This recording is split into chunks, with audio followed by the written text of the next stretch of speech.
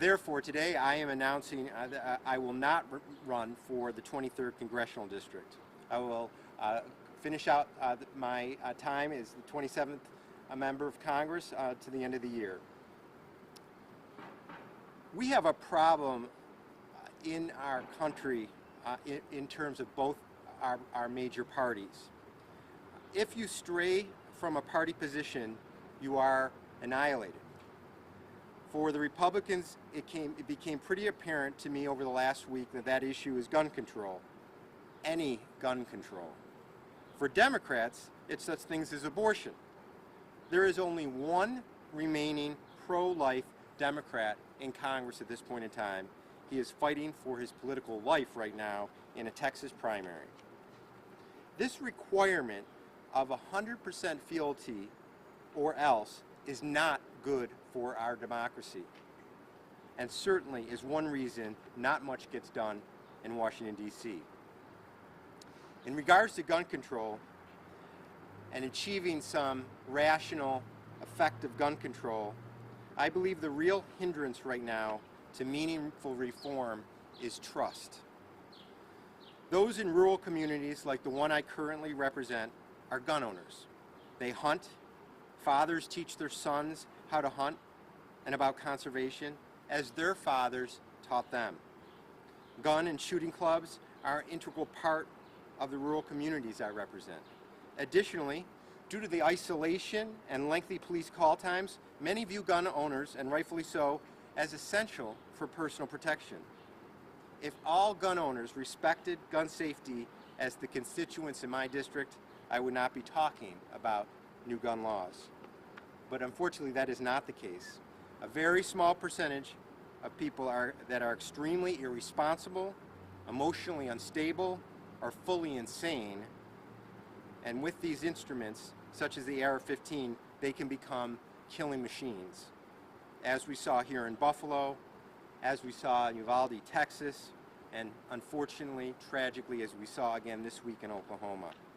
It is because of this reality that I have taken position, and yes, changed some of my positions on the need for gun control. When I talk again about trust, I just wanted to touch on this again because I think it is so important, and which I will try to work on while I'm in Congress and as long as I live outside of Congress. It is my belief that Second Amendment supporters, from my perspective, mostly from rural America, do not trust the other side. They view every attempt of gun control as part of a step-by-step plan to fully eviscerate the Second Amendment. And much of the rhetoric on the left, statements that are made in the past by the likes of Beto O'Rourke and others, reaffirm their fears for that intent. So I really believe if we want to make real bipartisan progress, we need to reestablish trust and try to respect the perspectives and life experiences of the other side. I commit to trying to do that in Congress and as a private citizen after. Now I just wanted to conclude by following on a couple pieces of legislation I talked about at the press conference last week that I wanted to move on. I mentioned the issue of body armor. Aaron Salter, the retired Buffalo police officer who was a security guard at the Tops Markets, who died trying to save others, he probably would have been able to take out that shooter if that shooter did not have military-grade body armor on and head armor on. My question last week was, why could any person under the sun, why should they be able to get body armor like that? That I was going to propose legislation to restrict it.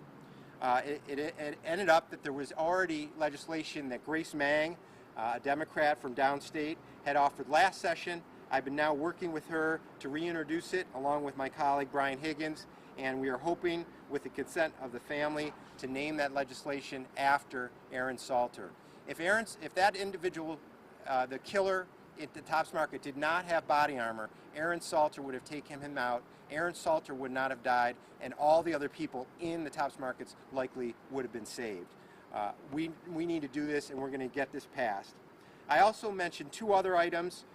Capacity limits. I do not believe that individuals need magazines of 50 or 60 rounds or more.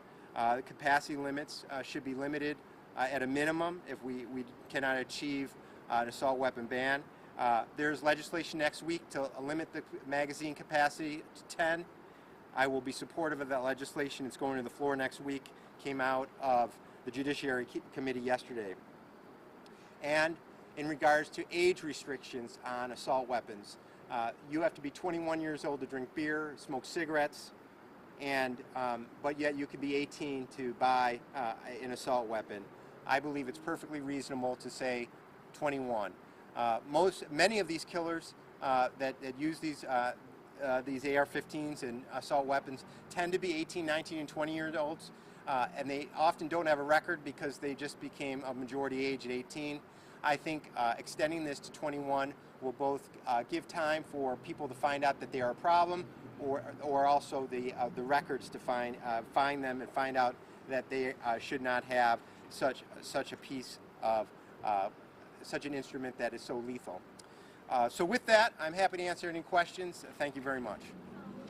While you received a lot of backlash for this initiative, you also received a lot of praise for this initiative. So what did your withdrawal say to those people who praised you? Well, as I mentioned, I'm still in Congress. I'm going to continue. As I said, I'm going to be voting on bills next week. I will continue to speak up on this issue while I'm there.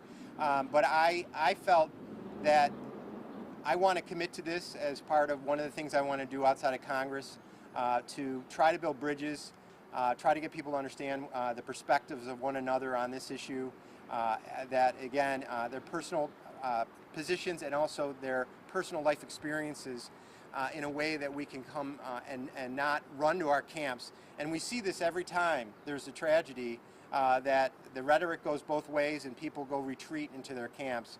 And it happens over and over and over again. I want to be part of trying to change that cycle. Were you surprised by all the backlash? What you said was outrageous. I was surprised to the extent, but I knew that there was going to be a high level of backlash. But look, if you're not going to take a stand on something like this, I don't know what you're going to take a stand on. So I don't want any community, if I can play any role in avoiding any community from having to deal with what Buffalo is dealing with right now, or with those family members of the 19 children and others who died in Uvalde, Texas. They went to work, their children went to school, and they never saw their children again.